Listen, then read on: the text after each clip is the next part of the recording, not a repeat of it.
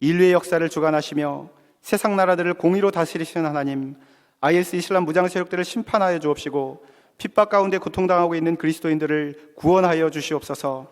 한겨울의 추위와 식량의 문제로 생존의 위기 속에 살아가는 시리아 난민들을 긍휼히 여겨 주옵시고 국제사회의 협력과 지원을 통해 삶의 활로가 열려지게 하여 주시옵소서.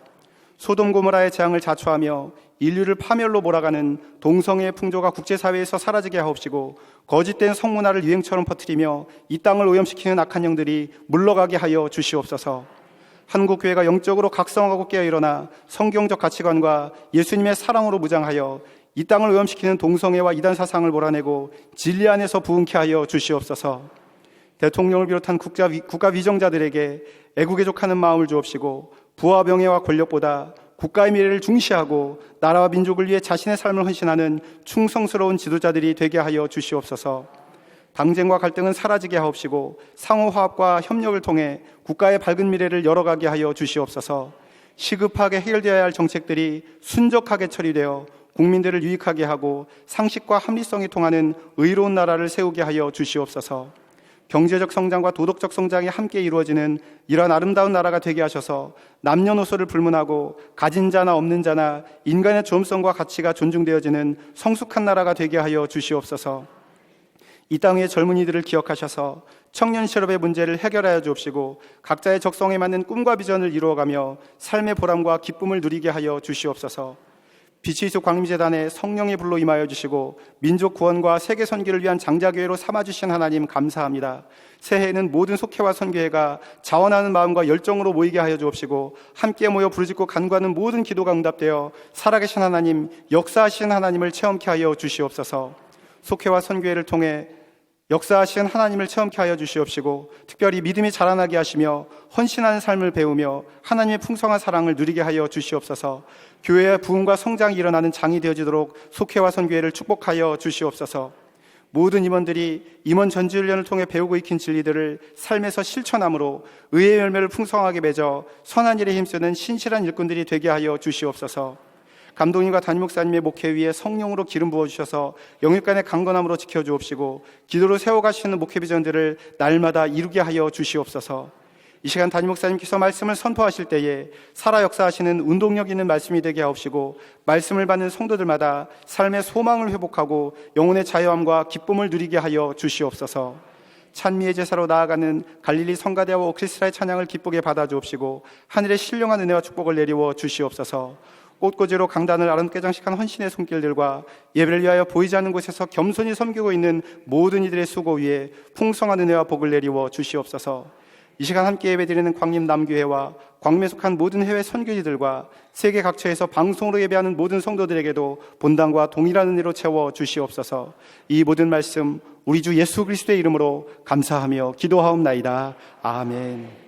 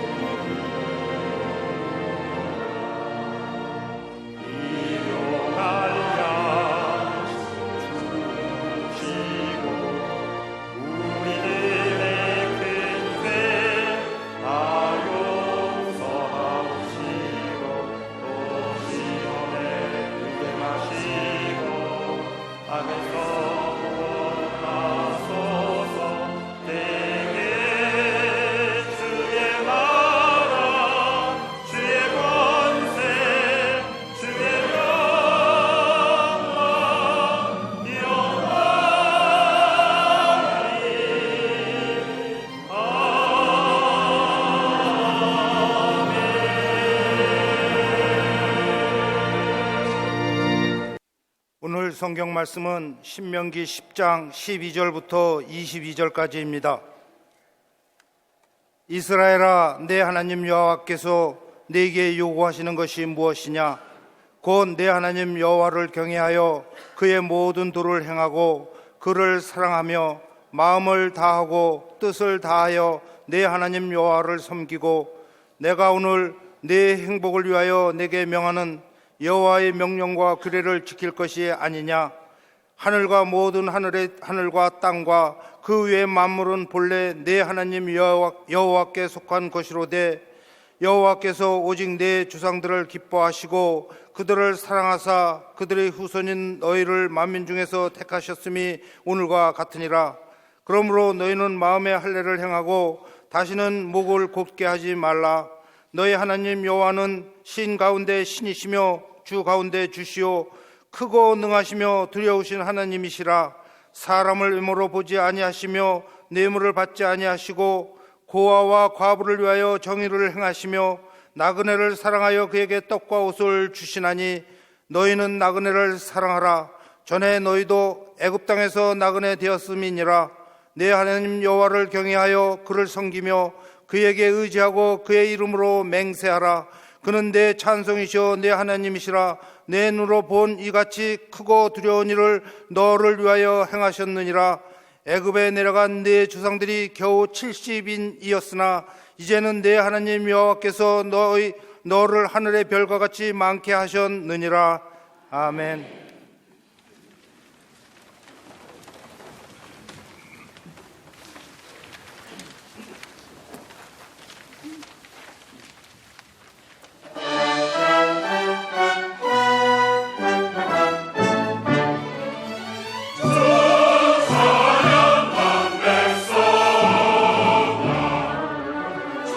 주를 찬양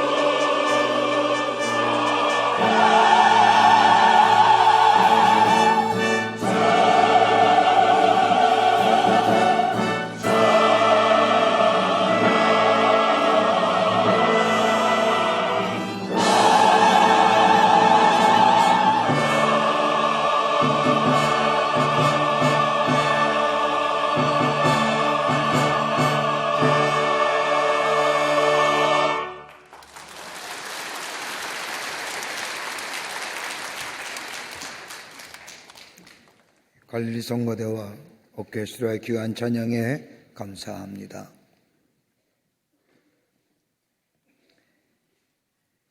정신병원에서 환자를 장기간 치료가 끝난 후에 건강해져서 집으로 보내려고 할 때에 마지막으로 이 환자의 병이 정말 나은 것인지 아니면 아직도 치료가 필요한 것인지를 가려내는 방법이 있다고 합니다.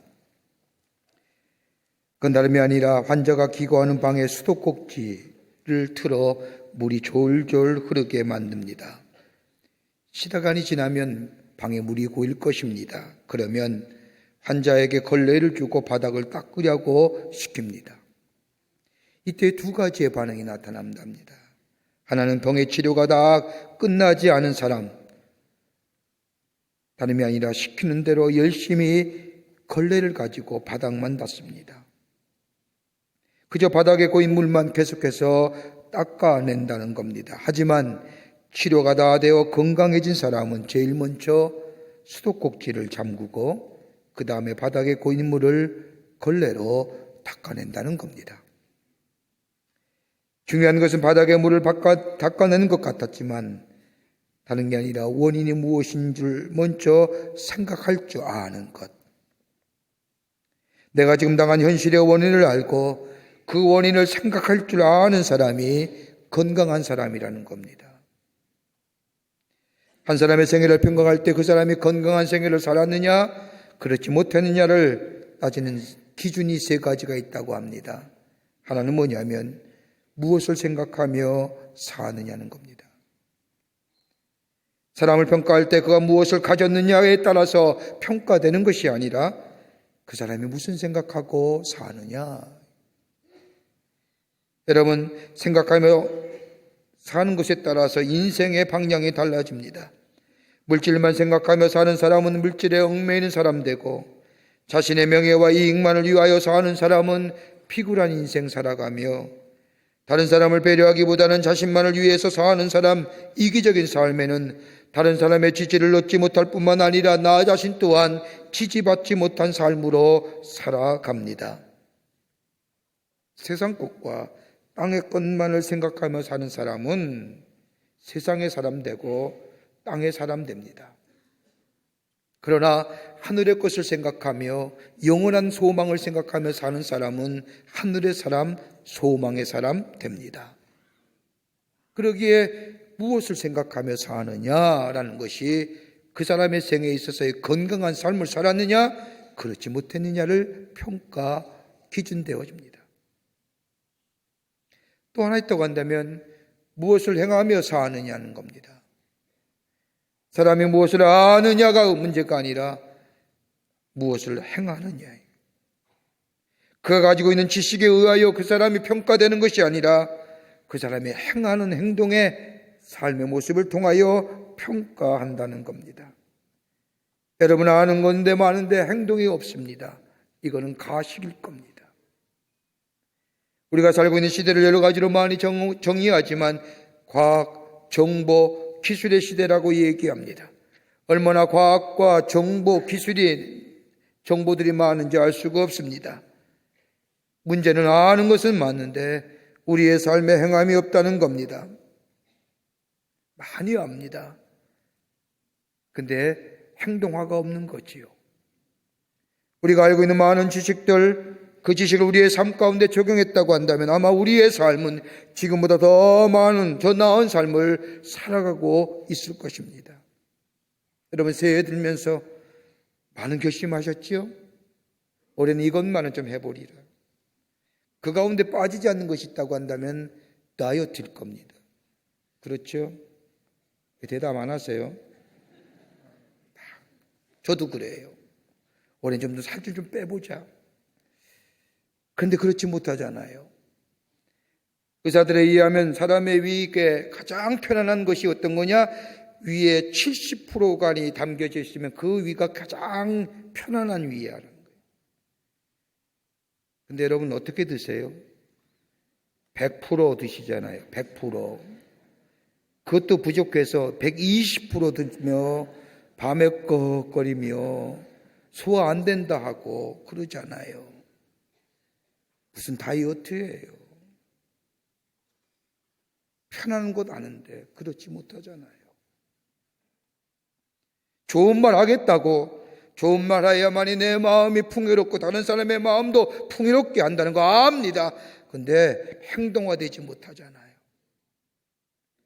하나님의 사랑으로 예수 그리스도의 사랑으로 선함을하며 다른 사람을 용기하며 위로하며 격려하며 살겠다 알지요. 문제는 안 하잖아요. 그러기 우리 안에 허식이 있고 가식이 있지요. 그러기에 얼마나 아는 것이 중요한 것이 아니라 우리의 삶 속에 얼마나 행동화되어 있느냐. 또 하나 있다고 한다면 무엇을 행하였냐는 것보다는 무엇을 사랑하느냐라는 거예요. 어떤 것을 사랑하며 사느냐 이게 중요합니다. 아무리 행동화되어 온다 할지라도 그 속에 사랑이 빠지면 그 행동은 아무런 의미가 없습니다. 우리 주부님들 가만히 보세요. 가정을 위해 일평생 헌신하셨죠. 남편을 위해 수고 많이 하고 아이들 위하여 희생하며 정말로 수고 많이 했는데 그 안에 사랑이 빠지면 무슨 얘기예요?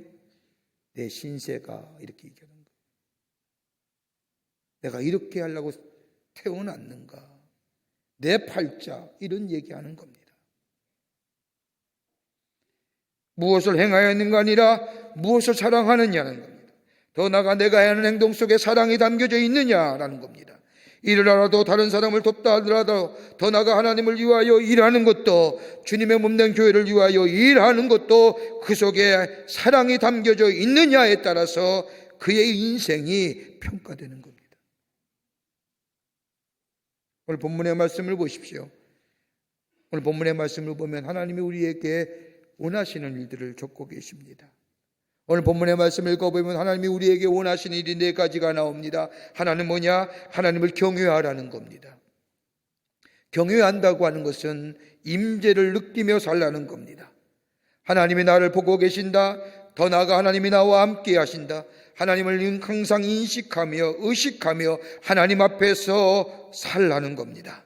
하나님의 임재와 존재하심과 그의 능력을 항상 생각하며 우리의 생각의 중심에 하나님이 계심을 의미하는 것이 바로 하나님을 경외한다는 겁니다. 우리 하나님이 원하시는 겁니다. 또 하나 있다고 한다면 하나님의 길로 행하는 겁니다. 하나님의 길로 행한다는 것은 내 뜻을 보시고 주의 길로 행하는 겁니다. 주님이 원하시는 길로 가는 겁니다. 이것이 바로 그리스도인이 하나님의 행하는 길로 간다는 겁니다.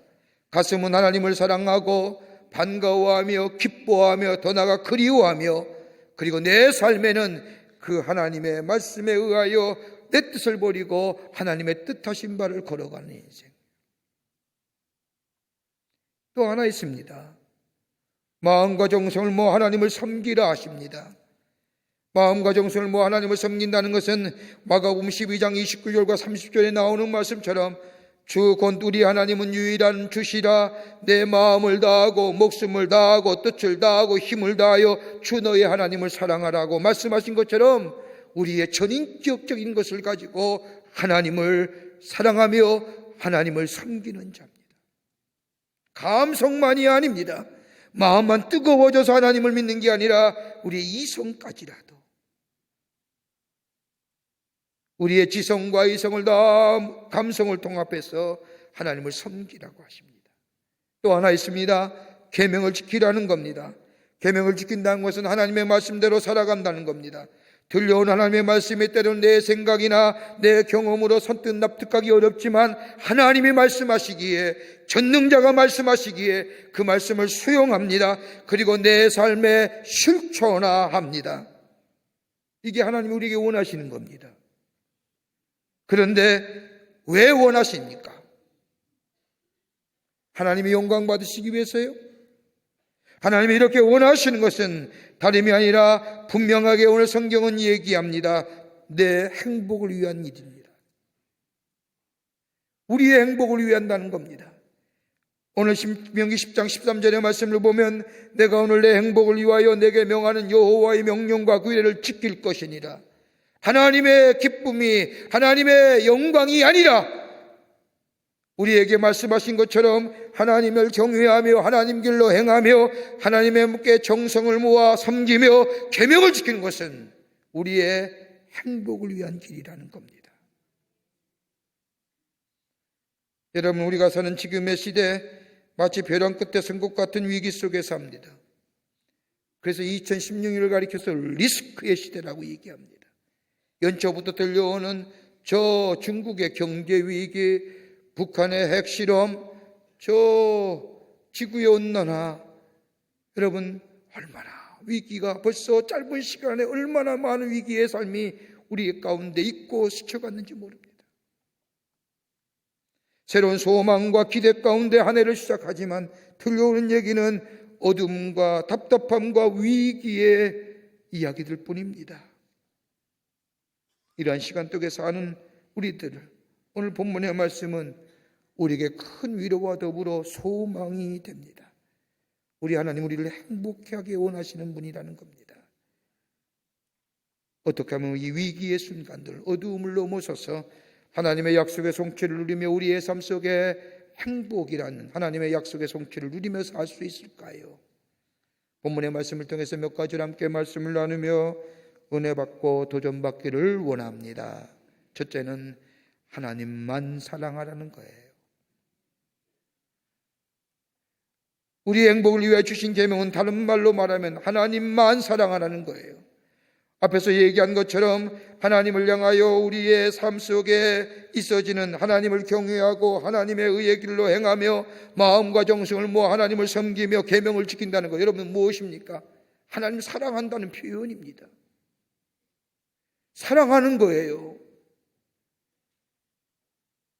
하나님을 의식하며 하나님 앞에서 말씀대로 순종하며 사는 것, 내 뜻을 버리고 주의 길을 행하는 것, 전인격적을 다하여 하나님을 섬기는 것은 다름이 아니라 하나님을 사랑하는 것이 우리의 삶 속에 행동화로 드러나는 겁니다.